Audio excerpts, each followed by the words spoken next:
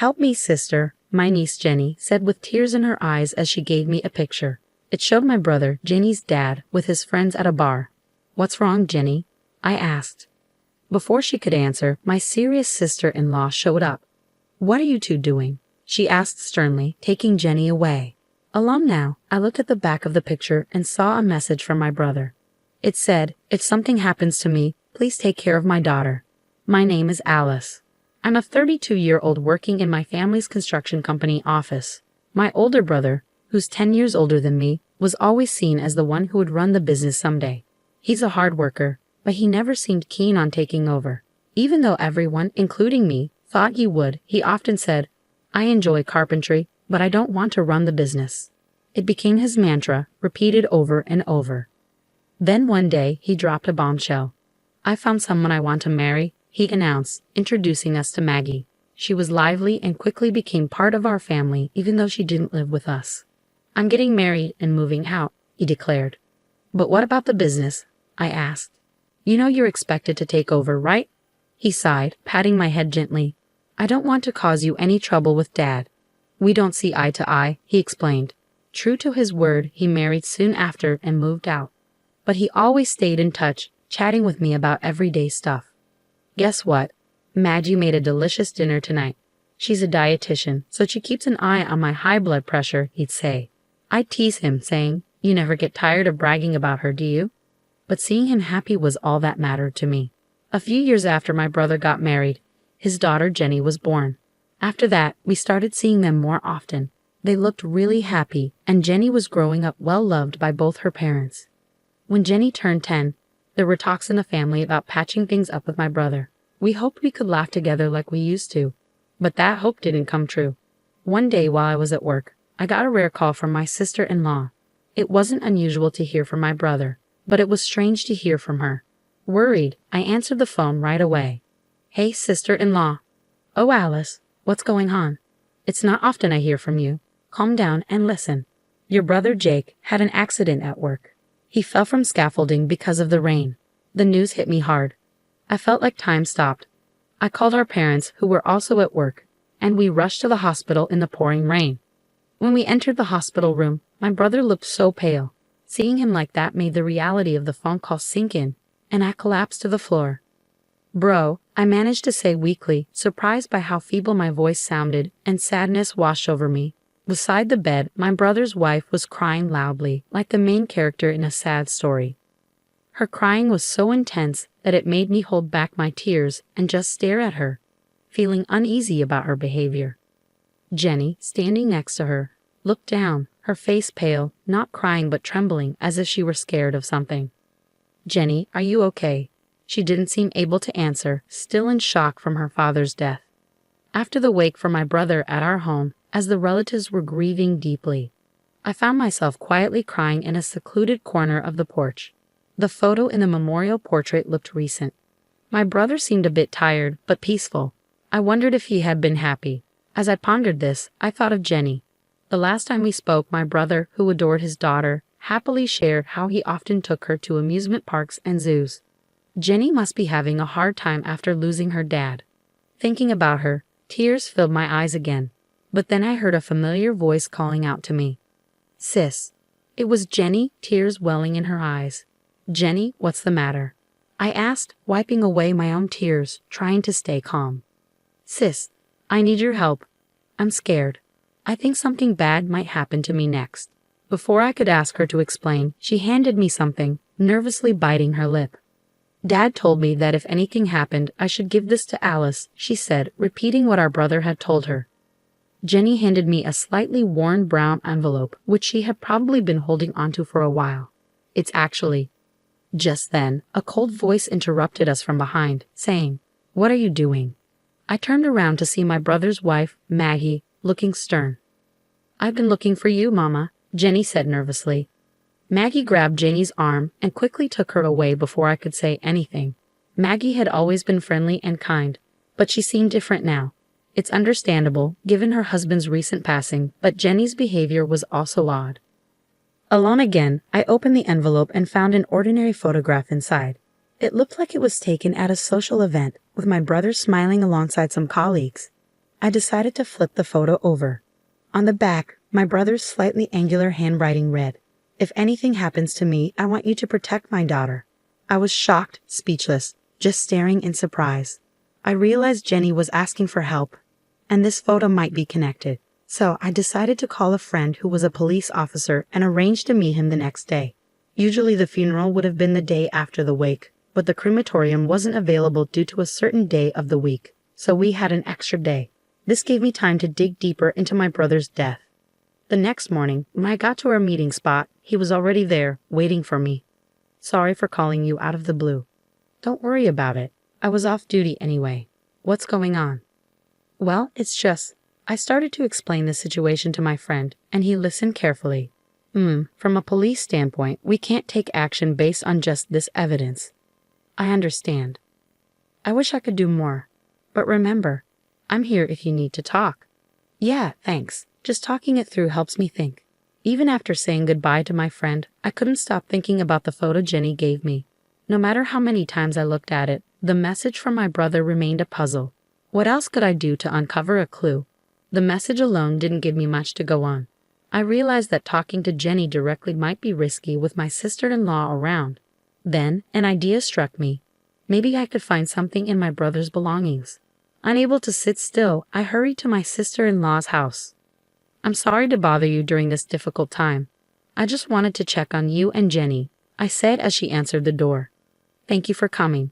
Jenny's in her room, but she's not feeling too good since her dad passed," she replied, leading me to the living room. Despite her usual neatness, the house felt somber today. I don't see any of my brother's stuff here, and even a family photo that was here last time.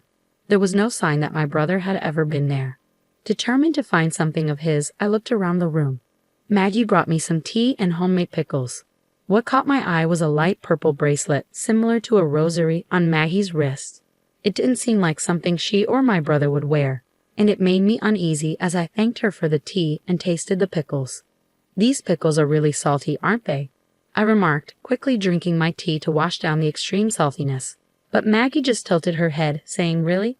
I don't think so." Maggie, a dietitian, usually made delicious and healthy meals that my brother loved. It was odd for her to make something so salty, especially knowing my brother's high blood pressure. Since I arrived, I've been feeling uneasy at Maggie's house, and I started worrying about Jenny. "I'd like to talk to Jenny. She's in her room, right?" Just as I stood up to go to her room. "No, you can't see her." "What? Why?" "I'm sorry, but you need to leave. I'm busy getting ready for the funeral," Maggie said firmly, grabbing my wrist and pushing me out into the hallway, then out of the house.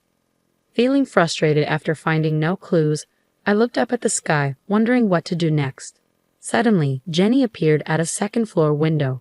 She gestured for me to be quiet and threw something at me. It was a small key wrapped in cute memo paper, the shed key. "Hide it under the potted plant after you use it," the note read. I gave Jenny a thumbs up, and she nodded before gently closing the window. To avoid my sister-in-law, I went to the backyard and used the key to open the shed. Inside, I found my brother's belongings, including a diary. Jake had been diligent about recording his daily life in a diary since he lived at home. As I read through it, I couldn't believe what I found. The food had become too salty, and even when he mentioned it, Maggie dismissed it, saying, "Trust me, I'm a dietitian," and he couldn't get her to take it seriously. His health had been declining because of it. Plus, he explained why he left that photo. The next day, a crowd gathered at the funeral, including relatives and Jake's colleagues. When Maggie took the microphone to speak, I stood up and interrupted her. "I need to say something," I announced. "Alice, what's going on?" Maggie looked surprised as I walked to the front of the room, ignoring her. "Jake didn't die by accident." My words caused a commotion in the hall, and Maggie's expression turned stern. "What are you saying?" "My husband slipped and fell off the scaffold at work," Maggie protested. "I showed everyone Jake's diary. It's all written here." My sister-in-law, who is usually a good cook, started making heavily seasoned dishes, and Jake's health started to decline. "Isn't it strange, Maggie? Serving salty food to Jake, who has high blood pressure, and insisting he eats it all." "I don't know what you're talking about. I always took care with his meals," Maggie insisted, trying to play innocent. Ignoring her, I presented another piece of evidence. "This is a photo Jake left for me. At first, I didn't understand its significance, but when I visited your house yesterday, it became clear. The person in this photo is wearing a bracelet that matches the light purple one you're wearing. As I pointed to the person, everyone's attention shifted there. Mr. Johnson, you and Maggie were having an affair, weren't you? Even though you were a colleague Jake trusted, why betray him like this? As murmurs filled the hall, Maggie glared at me while the man looked pale and nervous. Mr. Johnson was a familiar face to me as well. He had been a good friend of Jake's since they graduated from high school and started working together. He had visited our house many times, and I had seen him wearing the same bracelet as Maggie's when he wiped sweat from his forehead. I'm sure Jake was struggling a lot, knowing that the colleague he trusted was having an affair with his wife, and that he might even be in danger. That's why he couldn't tell me directly, and leaving this photo was his way of trying to communicate. I said to Mr. Johnson, holding back tears. He broke down crying and held his head in his hands. What? A diary and a bracelet can't prove an affair or that I killed my husband. Maggie protested, getting defensive. But I was prepared and continued with the evidence from the diary. There's more. Jake checked your phone, Maggie, and found emails between you and Mr. Johnson. It seems you wrote, Jake is in the way of us being together. We need to get rid of him. That's not true.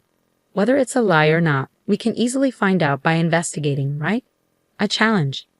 At first, it seemed like you were planning to take advantage of my brother's high blood pressure to harm him through his meals. But that would take too long. So driven by your desire to get married as soon as possible, you approached Mr. Johnson to eliminate my brother in a workplace accident, didn't you? You planned to push him from a height on a rainy day, and if anyone asked, you'd just say he slipped. I never suggested such a thing. He's the one who brought it up. Maggie tried to deflect blame onto Mr. Johnson, pointing at him. He shook his head vigorously, denying it. Mr. Johnson, it was raining on the day my brother died, wasn't it? I asked. He nodded slightly. Usually work would be stopped on a rainy day, so why wasn't it? It was only drizzling, and we had a deadline, so he suggested we continue with the work. I saw it as an opportunity, Mr. Johnson explained. My brother considered you his best friend and trusted you until the end. You know that, I said, addressing Mr. Johnson. There was a collective intake of breath as he bowed deeply towards Jenny, my brother's only daughter. I was led astray by her, and I did something terrible. I'm truly sorry, Mr. Johnson continued to apologize through tears. Jenny looked at him with sadness in her eyes. Meanwhile, Maggie kept denying any involvement. Even at this point, you'll hand over the incriminating emails to the police, right? I asked, and when Mr. Johnson offered his phone, Maggie seemed to finally give up. Then, a police officer friend who had attended my brother's funeral arrested the two of them and took them away. It was a relief to see them finally caught. Afterward, Maggie and Mr. Johnson received long prison sentences. Thanks to the lawyer I hired, Jenny received financial support from a program called the Victims' Compensation Program, designed to help families of victims recover. Jenny was deeply affected by the incident and struggled for a while, but I adopted her as my own, and she's slowly starting to smile again. I've decided to give her all the love I can in place of my brother.